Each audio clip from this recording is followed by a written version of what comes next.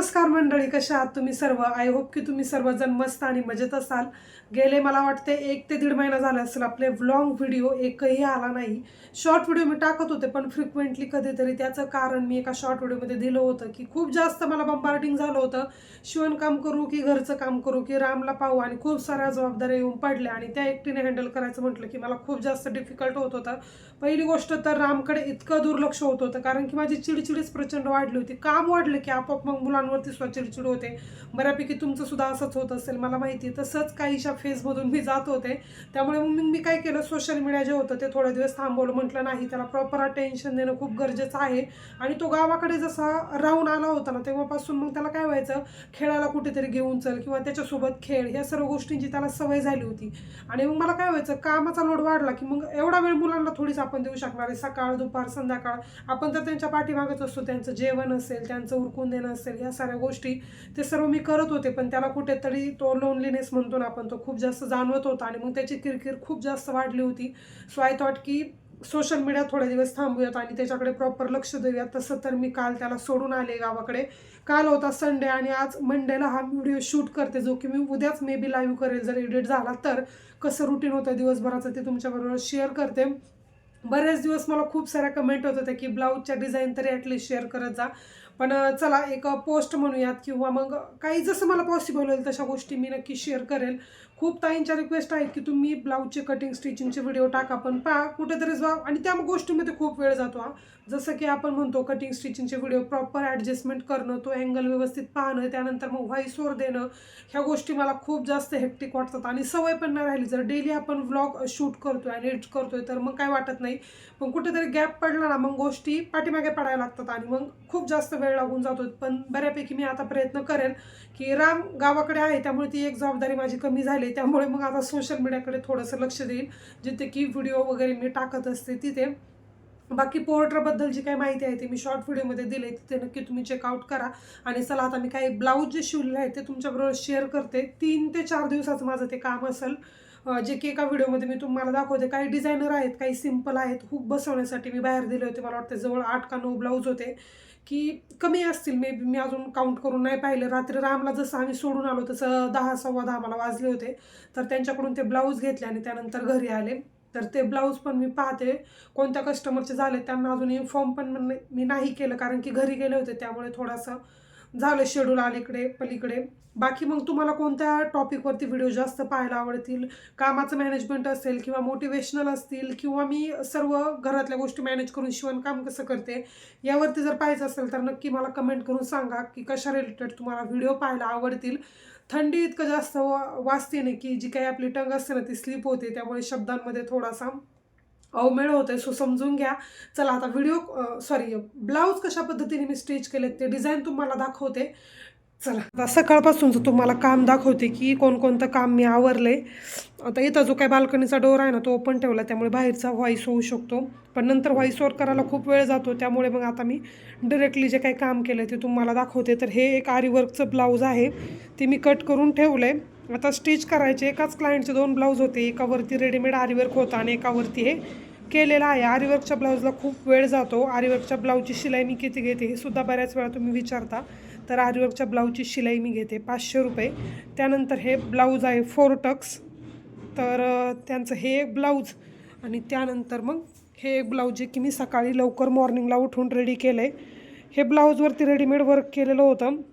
जास्त काही त्रास नाही झाला कारण की बऱ्यापैकी छान वर्क होतं, तुटलं वगैरे कुठेही नाही. चांगल्या क्वालिटीचं वर्क आहे, रेडीमेड वर्क असूनसुद्धा मण्यांची जी काही क्वालिटी आहे ती सुद्धा चांगली आहे. आणि बाकी हे जे सर्व ब्लाऊज आहेत हे सर्व मी स्टिच करून ठेवलेले आहेत. जवळजवळ 15 ते 16 ब्लाऊज असतील. तर हे काम जे आहे ते पण सगळं पेंडिंग आहे, पण अर्जंट यातलं कोणतंही नाही, त्यामुळे मग मी सावकाश करणार आहे. त्यानंतर इथे पण काही ठेवलेत. हे ज्या 3 कॅरी बॅगा आहेत ते घरचेच काम आहे. त्याच्यामध्ये सर्व जे काही काम आहे ते इकडं 2-3 ज्या बॅगा आहेत त्या क्लायंटच्या आहेत, बाकी हे सर्व घरचे ब्लाऊज आहेत. अशा पद्धतीने आहे. आणि चला आता जे कटिंग केलेलं ब्लाऊज आहे त्याचा जो काही कपडा असेल तो पण मी इथे साईडला ठेवते, जेणेकरून जर काही लागलं पायपिंगला वगैरे तर मी तेच यूज करते. आता सुरुवातीला ब्लाऊज स्टिच करते आणि त्यानंतर मग तुम्हाला डिझाईन दाखवते. नाही तर डिझाईन दाखवायला गेलं की 15 ते 20 मिनटं माझे त्याच्यामध्ये जातील. त्यामुळे आता पहिले ब्लाऊज स्टिच करून घेते. सकाळी मी लवकर उठले होते, जवळ मला वाटतंय 5:45 की 5:30 असेच काहीतरी वाजले होते, कारण की अलाराम लावला होता मी 5:30चा. त्यानंतर 5-10 मिनटं असेच गेले उठण्यामध्ये वगैरे. थोडासा आळस येतो आणि थंडीचे दिवस आहे, त्यामुळे थंडी प्रचंड सुटलेली आहे इकडं पुण्यामध्ये तरी, त्यामुळे उठावंसंच वाटत नाही. पण आज मी ठरवलं होतं की आजपासून यांना टिफिन रेडी करून द्यायचा, जेणेकरून की जो काही माझा 11 ते 12 मधला जो काही वेळ आहे 1 ते 1.5 तास तो वाचतो, कारण की टिफिन बनवायला खूप वेळ लागत नाही, पटकन सकाळचं लवकर होतं. आणि जर दुपारचं जेवण जर करायचं ठरवलं आणि यांना जरी घरी यायचं असेल तर मग रस्सा भाजी करावी लागते आणि त्यामध्ये माझा वेळ जातो. त्यामुळे सकाळचं पटकन दिलं की जमतं. आणि राम पण नव्हता. तसं काय होतं की राम लवकर उठतो जर भांड्यांचा आवाज वगैरे झाला, त्यामुळे मी आज यांना राम नव्हता तर टिफिन वगैरे बनवून दिला होता, त्यामुळे स्वयंपाक मला काहीच करायचा नाही. आता माझ्यासाठी मी बनवणार आहे पुलाव, जो की पटकन मटर वगैरे टाकून बटाटा वगैरे टाकून पटकन बनवणार आहे, त्यामध्ये काही जास्त वेळ जाणार नाही. तो असणार आहे माझा नाश्ता. सकाळचे वाजले 10:30. ब्लाऊज जो मी तुम्हाला आत्ता आरीवरचा दाखवला तो अर्ध्यापेक्षा जास्त स्टिच झाला आहे, तो सुद्धा मी तुम्हाला दाखवते. सुरुवातीला नाश्ता करून घेते आणि त्यानंतर मग पुढचं रुटीन दाखवते. सगळं कामावरून एकदा शिवणकाम करायला बसलं की उठावंसंच वाटत नाही, जोपर्यंत की तो ब्लाऊज पूर्ण होत नाही. कधी कधी माझ्या बाबतीत असं होतं की घरातली कामंही पेंडिंग असतात आणि मला ब्लाऊजसुद्धा कंप्लीट करायचा असतो. थोडा वेळ ब्लाऊज शिवायचा, त्यानंतर मग घरातली कामं करायची. जसं की थोडासा ब्लाऊज झाला की मी पटकन मशीन लावून घेते कपड्यांसाठी. त्यानंतर थोड्याशा अर्ध्याच्या वरती ब्लाऊज होत आला की पटकन भांडे क्लीन करून घेते. म्हणजे काय होतं, माइंड जो असतो तो आपला एकाच ठिकाणी राहतो. नाहीतर मग दोन्ही कामं पेंडिंग असली की धड घरातलंही काम व्यवस्थित होत नाही आणि ब्लाऊजचं कामही व्यवस्थित होत नाही. कोणतंही ज्यावेळेस आपण काम करायला घेतो ना, त्यावेळेस आपलं माइंड एकदम शांत पाहिजे, जेणेकरून की त्या कामामध्ये आपण पूर्णतः 100% देऊ शकतो.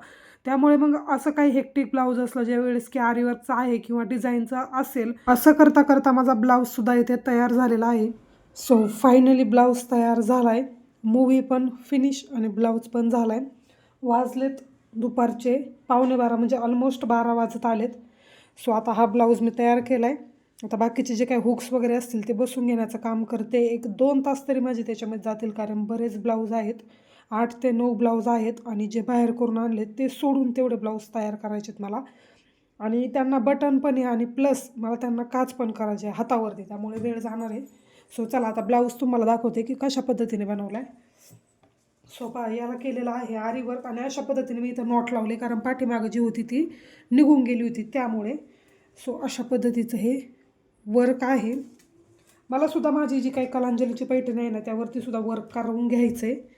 सो ते पण मी करून घेईल. त्यानंतर मोठा नेक अशा पद्धतीने, त्यानंतर नॉट लटकन जे आहे ते सिम्पल लावलेत.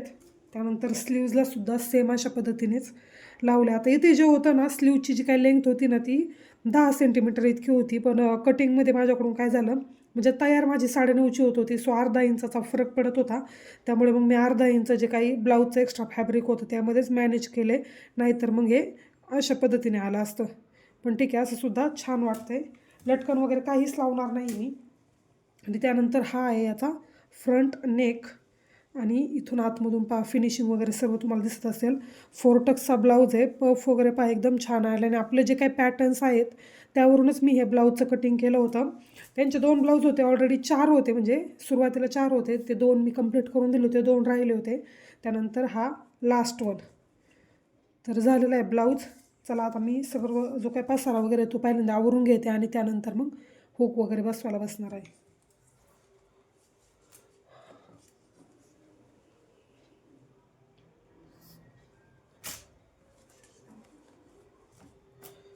नेहमी शिवणकाम करत असताना मला मोबाईलवरती काही ना काही प्रोग्राम ऐकायला खूप जास्त आवडतात, पण ही गोष्ट स्किप होते जेव्हा की राम झोपलेला असतो.